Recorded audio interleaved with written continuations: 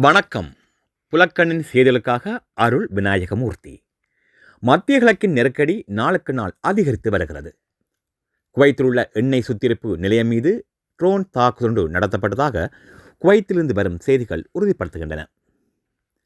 Iran மீது முன்னெடுப்பதை விட மிகப்பெரிய பேரழிவை ஏற்படுத்தக்கூடிய தாக்குதலுக்கு அமெரிக்கா தயாராக இருப்பதாக அமெரிக்க அதிபர் டொனால்ட் ட்ரம்ப் அவர்கள் சூளுரைத்துள்ளார். இந்த வார்த்தை உலகளவில் பெரும் பரபரப்பை ஏற்படுத்தியிருக்கிறது.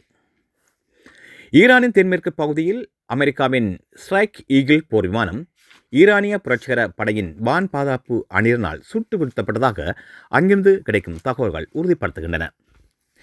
அமெரிக்கா ஈரான் இடையிலான போரில் பாகிஸ்தான் சமரச முயற்சியில் இறங்கியிருந்தது. இரு நாடுகளுக்கும் இடையிலான முரண்பாடுகளை தணிக்க பாகிஸ்தான் எடுத்த முயற்சிகள் வெற்றி பெறவில்லை என தெரிவிக்கப்படுகின்றது. மீண்டும் ஒரு செய்திக்குறிப்பில் உங்களை சந்திக்கின்றேன். நன்றி, வணக்கம்.